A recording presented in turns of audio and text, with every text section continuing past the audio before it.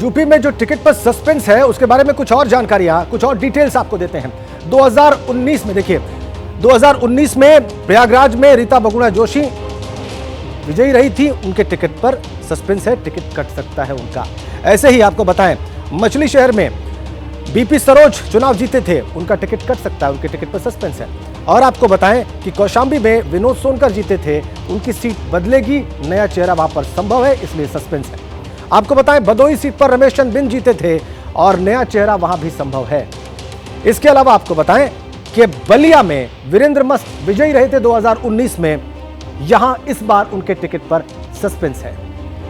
अगला आपको बताएं, यूपी में टिकट पर जो सस्पेंस चल रहा है उसके बारे में डिटेल्स हम आपको दे रहे हैं। अलग अलग लोकसभा क्षेत्रों में जहां पर पार्टी के उम्मीदवार विजयी रहे थे, वहां पर क्या हो सकता है, इस पर संशय बना हुआ है और उसी सस्पेंस के बारे में हम आपको इन ग्राफिक्स के जरिए बताने की कोशिश कर रहे हैं। बलिया सीट पर वीरेंद्र मस्त जीते थे, लेकिन वहां पर सस्पेंस है।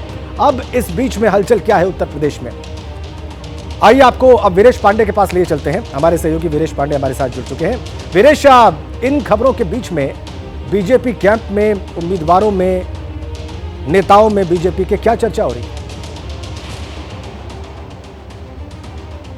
देखिए, बीजेपी के जो उम्मीदवार हैं और जो हारे हैं या जो जीते हैं, सबके मन में एक तरीके से धुकधुकी चल रही है कि आखिर वो जीत पाएंगे, उनको टिकट मिलेगा नहीं मिलेगा, जो रिपोर्ट कार्ड आया है उसमें उनका क्या परफॉर्मेंस है। लेकिन एक महत्वपूर्ण बात आपको बताऊं, जब आप नीरज से बात कर रहे थे कि ये जो 14 हारी हुई सीटें हैं उसकी समीक्षा किसने किया?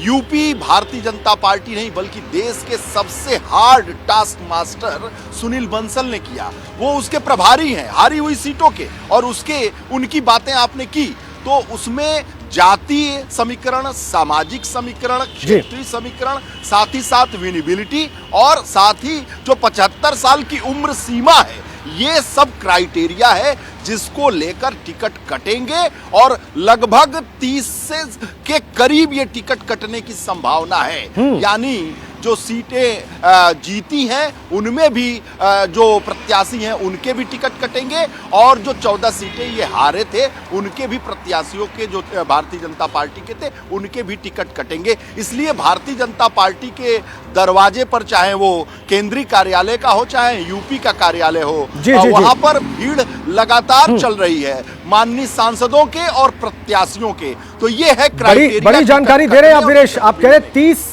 टिकट कट सकते हैं, इसमें वो भी है जो जीते थे और वो भी है जो हारे थे।